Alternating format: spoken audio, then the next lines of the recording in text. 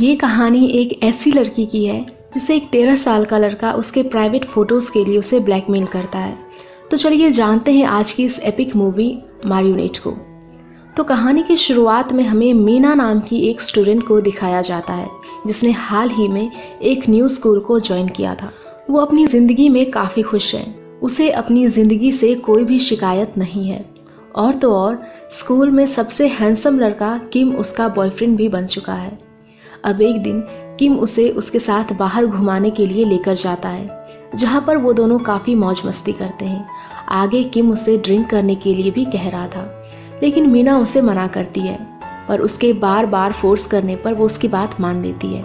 और देखते ही देखते मीना काफ़ी ड्रंक हो जाती है। किम उसे एक अजीब सी ड्रिंक पिलाता है, ये कहते हुए कि इससे तुम्हारा नशा उतर जाएगा। लेकिन हम देखते हैं कि उस ड्रिंक को पीते ही मीना बेहोश हो जाती है।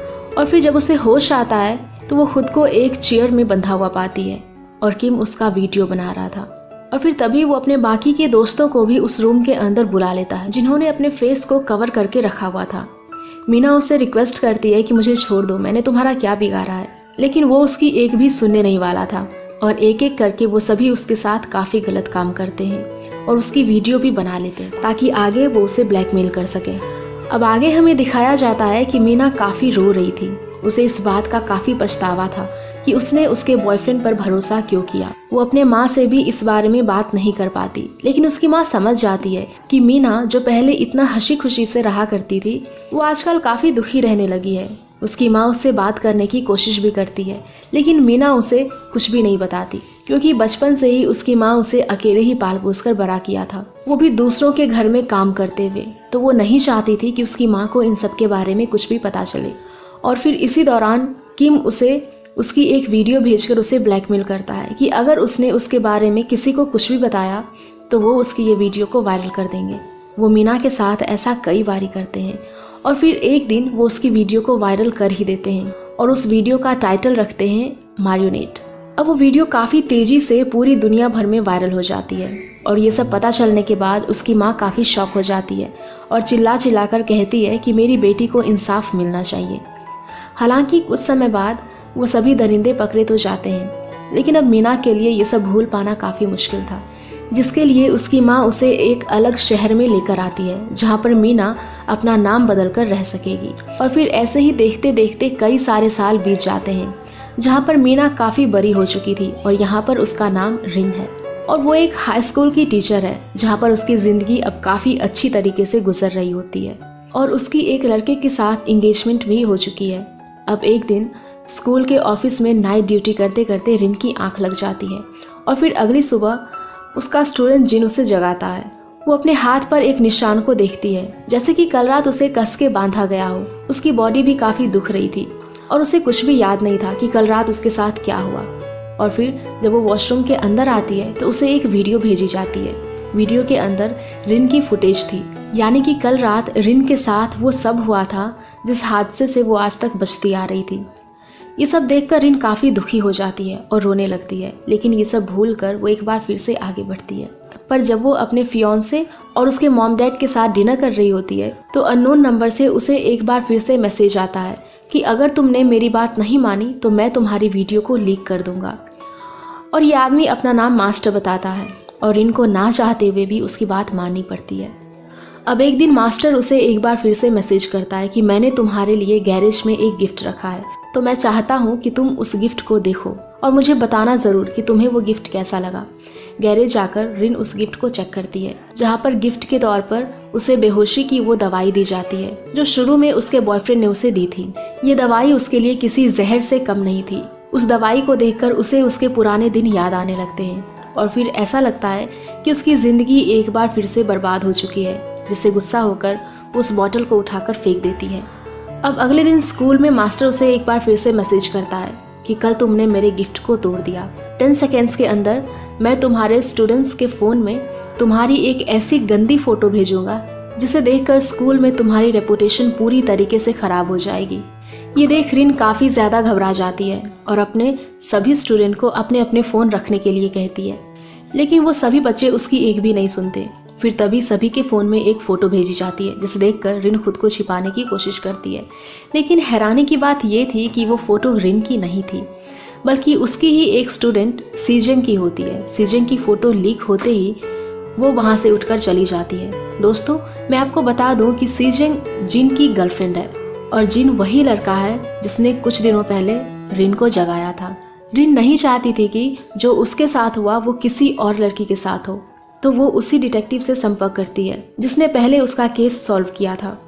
लेकिन डिटेक्टिव उसे बताता है कि वो अब रिटायर हो चुका है, जिस वजह से वो उसकी कोई भी हेल्प नहीं कर सकता। जिसके बाद रिन सीजेंग के पास जाकर उसे तसल्ली देते हुए कहती है कि तुम मुझे बताओ कि आखिर तुम्हारे साथ क्या हुआ। तो सीजेंग उसे सब कुछ सच सच बता देती है कि जब वो उसके बॉयफ्रेंड के साथ मस्ती कर रही थी तो उसका बॉयफ्रेंड उसकी कुछ वीडियो भी बना रहा था और मैंने उसके कंप्यूटर में कुछ लड़कियों की गंदी फोटोज भी देखी थी, जिससे गुस्सा होकर मैंने उन सभी फोटोज को डिलीट कर दिया था, जिसके चलते जिन मेरे ऊपर काफी गुस्सा हो गया था। अब ये सब सुनकर रिन समझ जाती है कि ये सब जिन ही कर रहा है, तो वो उसका पीछा करना शुरू कर देती है। लेकिन एक दिन जिन उसे देख लेता है और अपने कुछ दोस्तों को लेकर उसका पीछा करना शुरू कर देता है। वो सभी उसे पकड़ने ही वाले थे कि तभी डिटेक्टिव सही समय पर आकर उसे बचा लेते हैं। डिटेक्टिव ने उन सभी लड़कों में से एक लड़के को पकड़ भी लिया था। वो उनसे पूछताछ करने की काफी कोशिश तो करते हैं, लेकिन वो उन्हें कुछ भी नहीं बताता। अब इन दोनों को कुछ भी समझ में नहीं आ रहा होता कि आगे क्या किया जाए। फिर तभी रिन को एक मैसेज आता है, जिसे देखते ही वो बेहोश होकर नीचे गिर जाती है। दरअसल उन सभी ने रिन की उन वीडियोस को वायरल कर दिया था, जिसके चलते दुनिया भर में अब वो काफी बदनाम हो चुकी थी। उसके पास कोई भी रीजन नहीं है अपनी जिंदगी को जीने का। तो एक दिन वो खुदकुशी करने की भी कोशिश करती है, लेकिन तभी उसे मास्टर का मैसेज आता है जो उसे बताता है कि हम लोगों ने सीजेंग को किडनैप कर लिया है। तो मास्टर उसे अपने एड्रेस पर बुलाता है और अगर वो नहीं आई तो सीजेंग को इसकी काफी बड़ी कीमत चुकानी होगी। और फिर ना चाहते हुए भी उसे उस एड्रेस पर जाना पड़ता है, जहाँ पर फिर से उसे उस बेहोशी की दवाई दी जाती है, जिसे पीते ही वो बेहोश हो जाती है। और फिर जब उसे होश आता है तो वो उन सभी दरिंदों में जिन को भी देखती है, यानी कि वो भी इन सभी में पहले से ही मिला हुआ था। रिन काफी रिक्वेस्ट करती है कि वो सीजेंग को छोड़ दे, लेकिन यहाँ पर मूवी का सबसे बड़ा राज रिवील होता है कि असल में इन सबके पीछे किसी और का नहीं बल्कि सीजेंग का ही हाथ था और जिन खुद ही उन सभी में फंसा हुआ था। दरअसल सीजेंग ने जिन की एक प्राइवेट वीडियो बना ली थी, जिसके चलते वो उसे धमकी दे रही थी कि अगर वो उनका साथ नहीं देगा तो वो उनकी इस फुटेज को वायरल कर देगी, जिस वजह से वो उन सभी का साथ दे रहा था। सीजेंग और उसके सभी साथी मास्टर के लिए काम करते थे, जो लोगों की प्राइवेट वीडियोस बनाकर मास्टर को भेज दिया करते थे, जिसके बदले में मास्टर उन्हें ढेर सारे पैसे दिया करता था। अब इसके बाद रिन की लाइव पॉडकास्टिंग शुरू होती है, लेकिन समय रहते ही डिटेक्टिव वहां पर आ जाते हैं और वो सभी लड़के डिटेक्टिव को बंदी बनाकर उसे खूब मारते हैं और उसके ऊपर हंसने लगते हैं। उन्हें ऐसा लग रहा था कि वो काफी शातिर है, लेकिन उन्हें क्या पता था कि बाहर पुलिस की पूरी फोर्स आ चुकी है। ये देख सभी लड़के यहाँ वहाँ भागने लगते हैं, लेकिन आखिर में उन सभी को बंदी बना लिया जाता है। जिसके बाद मास्टर की लोकेशन ट्रैक की जाती है, जहाँ पहुँचने पर वो देखते हैं कि वहाँ एक छोटा सा घर था जिसके अंदर वो मास्टर रहता था। लेकिन अंदर जाने पर वो देखते हैं कि मास्टर एक 13 साल का बच्चा था, जो कि ये सब पिछले कई दिनों से कर रहा था। दरअसल असली मास्टर इस बच्चे के पिता थे, जिसके ऊपर कई सारे केसेस होने की वजह से उन्हें पहले ही जेल हो चुकी थी। अब क्योंकि इस बच्चे को ऑनलाइन कंप्यूटर में काफी इंटरेस्ट था, तो ये बच्चा अपने पिता के काम को करने लगा। अब कोरिया के रूल के हिसाब से अंडर 16 ईयर्स के बच्चों को सजा नहीं दी जाती, तो इस बच्चे को भी सजा नहीं मिलती, लेकिन दुनिया के तौर तरीके सीखने के लिए उसे एक स्कूल के अंदर भेज दिया जाता है। अब मूवी के आखिर में कुछ एक्सपर्ट्स बताते हैं ये सब इस बच्चे के लिए एक गेम की तरह था।